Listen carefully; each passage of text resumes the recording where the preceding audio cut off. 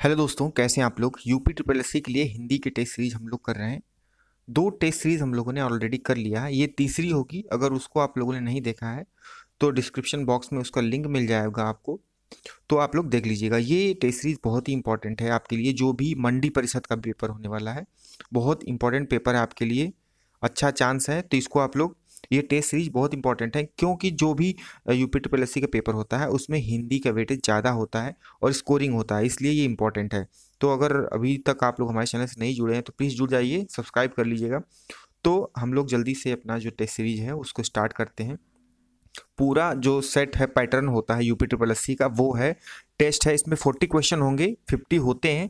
तो जो दो होते हैं, सेंटेंस होते हैं, वाक्य, उसमें से पैसेज दिया होता है, सॉरी जो पैसेज होता है उससे 5-5 क्वेश्चन बनेंगे। तो वो आप लोग कर लीजिएगा, क्योंकि पैसेज इसमें सही नहीं कराना। अगर पैसेज आप लोग नहीं कर पा रहे हैं, उसकी प्रैक्टिस भी चाहते हैं, तो पैसेज का अलग से क्वेश्चन वीडियो आप बन जाएगा। तो पैसेज बाद में करेंगे, इसमें 40 क्वेश्चन हर एक टेस्ट में हम लोग करेंगे। तो क्वेश्चन आज का है, निम्नलिखित वाक्यों में उनके प्रथम था अंतिम अंश संख्या 1 और 6। 1 और 6 यहाँ पे दिया हुआ है, यहाँ पे ये देखिए 1 और 6, इनके बीच में जो वाक्य हैं इनको अरेंज करना है। य र ल व ये सब है, इनको अरेंज करना है। चारों अंशों को उचित क्रमानुसार व्यवस्थित कर उचित विकल्प चुने कि सही हो जाए। जैसे देश में संतुलित क्षेत्रीय विकास, फिर लास्ट में है सीधे निवेश किया जाना है। तो इसमें कैसे रखेंगे, तो पहले हम ले लेंगे देश में संतुलित क्षेत्रीय विकास, फिर उसके बाद क्या होगा, उसके बाद ऑप्शन जो दिए हुए हैं, केंद्र सरकार द्वारा उन उद्यमों में योजनाओं और योजनेतर संस्थानों द्वारा सरकारी क्षेत्र के उपक्रम के जरिए, और वह है कि प्रगति का सबसे महत्वपूर्ण कारण। तो अगर आप लोग पढ़े होंगे अच्छे से, तो आप लोग वीडियो पॉज करके खुद प्रैक्टिस करके जो भी आपका नंबर आता है वो इसमें कमेंट सेक्शन में लिख के जरूर बताया करिए। उससे क्या होता है, आप लोगों की प्रैक्टिस हो जाएगी और नंबर ऑफ क्वेश्चन हमारे पास बहुत ज़्यादा हो जाएंगे। तो 1 और 6 के बीच में रखना है, तो इसका जो करेक्ट आंसर हो जाएगा वो हो जाएगा, पहले वो आएगा, ल आएगा, र आएगा, फिर य आएगा, यानी करेक्ट आंसर सी हो जाएगा। रख के देखते हैं, देश में संतुलित क्षेत्रीय विकास, फिर उसके वो लिखेंगे, तो वो में क्या होगा, संतुलित विकास की प्रगति का सबसे महत्वपूर्ण कारण। ल है फिर सरकारी क्षेत्र में उपक्रमों के जरिए, फिर र है योजनाओं को योजनागत और योजनेतर संस्थानों द्वारा, फिर यह ले लेंगे केंद्र सरकार द्वारा उन उद्यमों में सीधे निवेश किया जाना है। तो करेक्ट आंसर इसमें सी हो जाएगा। अगर इसमें थोड़ा सा टफ भी आता है तो इसमें जो ऑप्शन है उसको चेक करके आप लोग कर लीजिए, तो इसका करेक्ट आंसर सी हो जाएगा। फिर दूसरा क्वेश्चन है, 1 किलो चीनी लाओ, वाक्य में विशेष है। विशेषण और विशेष दो चीजें होती हैं, तो इसमें विशेष पूछ रहा है, चीनी लाओ 1 किलो। तो इसमें पूछ रहा है विशेष कौन सा है, तो लाओ नहीं होगा, एक भी नहीं होगा, किलो नहीं होगा, ये मात्रा है, चीनी है, विशेष से। करेक्ट आंसर इसका ए है। फिर तीसरा है, दिए गए विकल्प में से तत्सम शब्द चुनिए। तत्सम और तद्भव दो होते हैं और ये हर पेपर में आने ही हैं, तो इसमें हम लोगों को तत्सम चुनना है। तो हंसी, हंसी तत्सम नहीं है, तद्भव है ये। कपूर, ओज और आम, तो तत्सम चुनना है, तत्सम इसका कपूर होगा। करेक्ट आंसर इसमें बी है, तीसरा का बी हो जाएगा।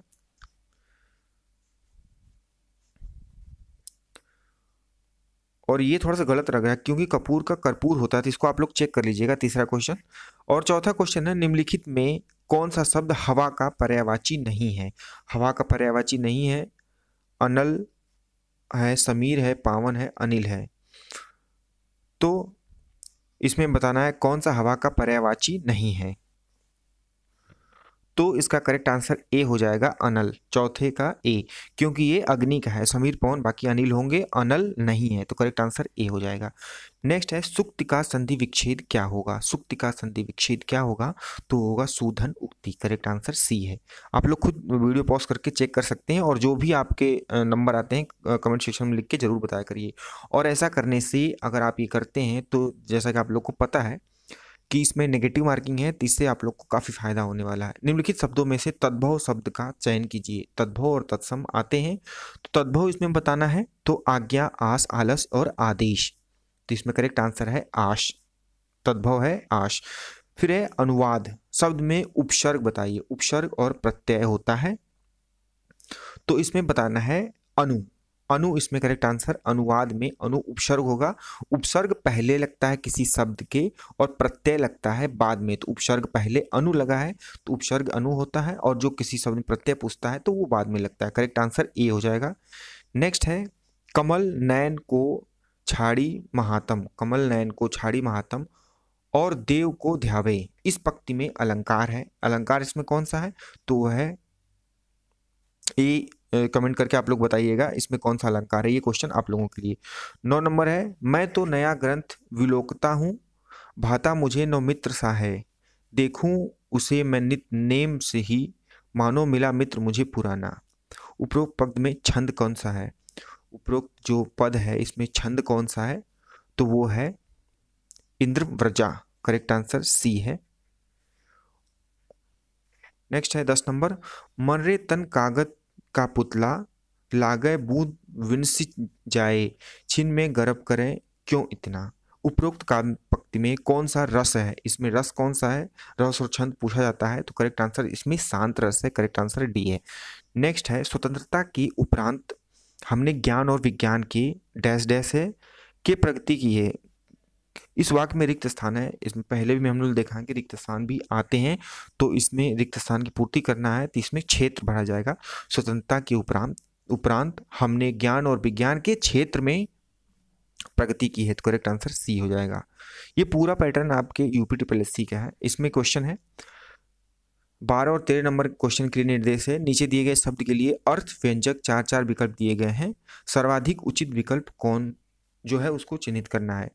गयंद, बड़ा घोड़ा, जंगली भैंसा, गैंडा या बड़ा हाथी। गयंद जो होता है उसके लिए जो उचित विकल्प है वो कौन सा होगा? तो वो होगा बड़ा हाथी। फिर अग्रेय, अग्रेय के लिए सही शब्द क्या होगा? सही विकल्प इसमें से क्या होगा? अग्रेय के लिए जो होगा वो होगा जिसे सूंघा जा सके। अग्रेय मतलब जिसे सूंघा जा सके। करेक्ट आंसर डी हो गया। फिर रंगीन शब्द का विलोम शब्द क्या होगा? रंगीन शब्द का विलोम शब्द क्या होगा? तो रंगीन का बेरंग होगा। सिंपल है। करेक्ट आंसर डी है। कुसुम बहुत तेज चलती है। वाक्य में बहुत है। बहुत क्या है? तो ये क्रिया विशेषण है। कुसुम नाम हो गया, बहुत तेज चलना क्रिया हो गई, बहुत तेज चलती है। वाक्य में बहुत जो है तो ये क्रिया विशेषण। कुसुम नाम हो गया, तेज चलना हवा की प्रकृति बता रहा है कैसी ये तेज चलती है। अब बहुत इसमें क्रिया विशेषण हो गया। अर्थ के आधार पर वाक्य में कितने भेद होते हैं? अर्थ के आधार पर वाक्य में कितने भेद होते हैं? तो वो होते हैं 8। करेक्ट आंसर 16 का ए। फिर निर्देश है 17 और 18 क्वेश्चन के लिए। क्या है क्वेश्चन है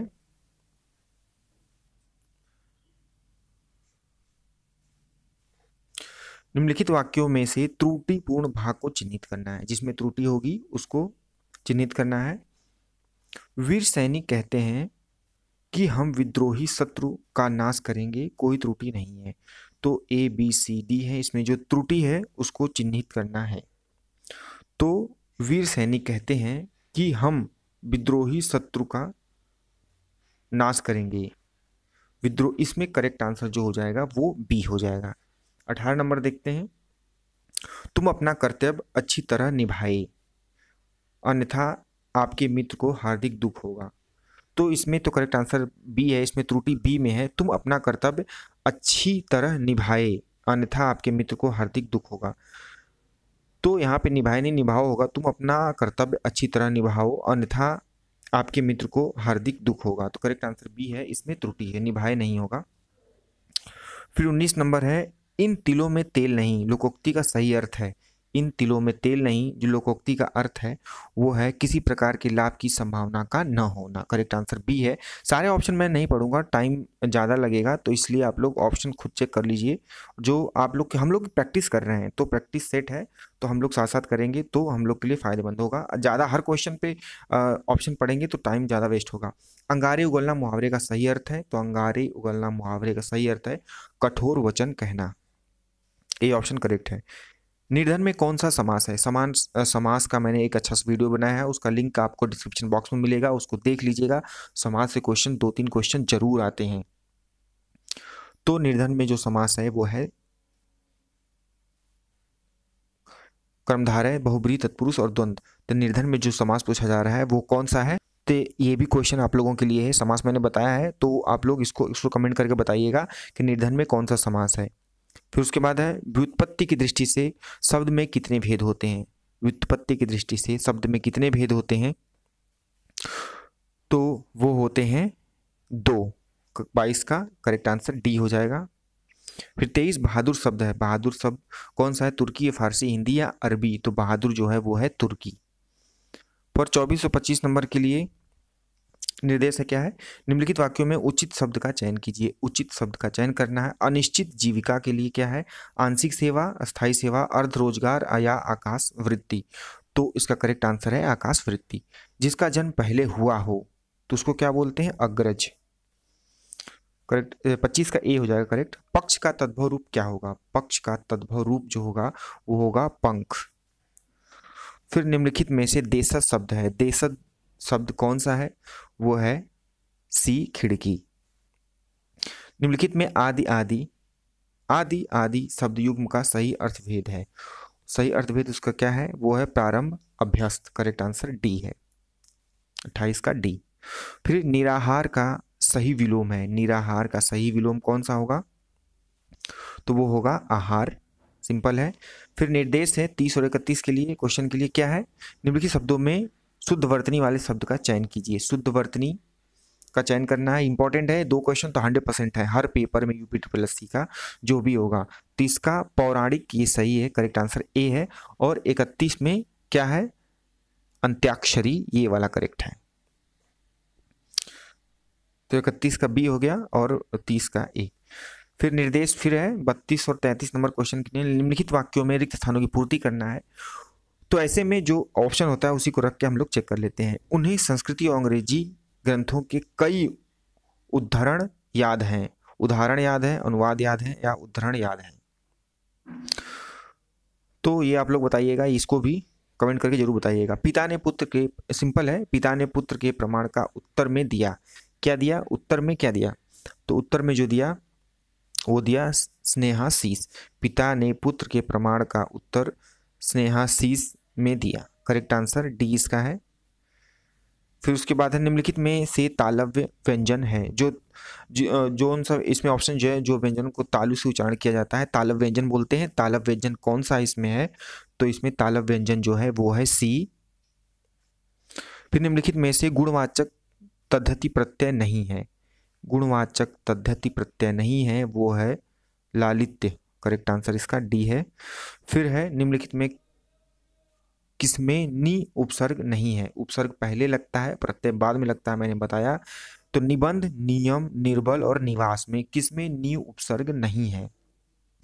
तो निबंध में है और नियम में है। निर आ रहा है, नी नहीं आ रहा है, निर र साथ में आ रहा है, तो निर्बल नहीं होगा। सी ऑप्शन नहीं होगा इसमें, नि उपसर्ग निर्बल में नहीं है। फिर उसे क्या पता जिसे कभी कोई कष्ट न हुआ हो, वाक्य में कौन सा सर्वनाम है? तो यह संबंध, रिलेशनशिप है इसमें, तो संबंध वाचक सर्वनाम होगा। निजवाचक, प्रश्नवाचक तो होगा नहीं, अनिश्चित वाचक भी नहीं है और निजवाचक भी नहीं है, तो हो जाएगा संबंध वाचक। गोविंद ने राम को जगाया, वाक्य में कौन सी क्रिया है? प्रेरणार्थक क्रिया है, ऋण क्रिया है, सकर्मक क्रिया है, संयुक्त क्रिया है? तो यह है प्रेरणार्थक क्रिया। करेक्ट आंसर ए हो जाएगा। निम्न में से किसमें यण संधि नहीं है? संधि भी है, तो इसमें कौन सी यण संधि नहीं है? सिंपल है, तो यह है मात्रानंद में है, यण संधि नहीं है। फिर निम्नलिखित में बहुब्रीहि समास का उदाहरण नहीं है। बहुब्रीहि समास का, बहुब्रीहि में वाला शब्द आता है, कौन सा बहुब्रीहि समास का उदाहरण नहीं है? समास का मैंने एक वीडियो बनाया है, वो लोग आप लोग देख लीजिएगा, छोटा सा वीडियो है, तो चीज़ें जो है समास की क्लियर हो जाएंगी। तो इसमें सिंहवाहिनी, हिरण्यगर्भ और वसुंधरा तीनों में वाला शब्द आ रहा है, लेकिन देशवासी में नहीं आ रहा है। तो करेक्ट आंसर इसमें मतलब बहुब्रीहि समास का उदाहरण ये देशवासी नहीं है, देशवासी बहुब्रीहि समास नहीं है। तो दोस्तों अगर आपको वीडियो अच्छा लगा हो तो प्लीज़ हमारे इस वीडियो को लाइक करिएगा। और मैं पहले भी कहता हूँ कि जो भी आपका सजेशन, कोई भी सजेशन देना चाहते हैं या क्वेरी हो, कुछ भी हो, क्वेश्चन हो, तो आप कमेंट सेक्शन में लिख के ज़रूर प्लीज़ बताया करिए। और हमारे वीडियो अच्छा लगा हो तो प्लीज़ लाइक करिए, और हमारे चैनल से अगर नहीं जुड़े हैं तो प्लीज़ हमारे चैनल को सब्सक्राइब करिए, बेल आइकन प्रेस करिए, ताकि जो भी नोटिफिकेशन आपको मिलती है वो तुरंत मिल जाए जब भी हम वीडियो डालते हैं। तो हम अपनी टेस्ट सीरीज को कंटिन्यू करेंगे, और भी टेस्ट अगर जीएस का चाहिए तो भी कमेंट करके आप लोग बताइए, क्योंकि आपके कमेंट जो आप करते हैं उसी से हम लोग वीडियो लेके अच्छी अच्छी आते हैं। तो दोस्तों आज के लिए बस इतना ही। Thank you for watching and keep learning.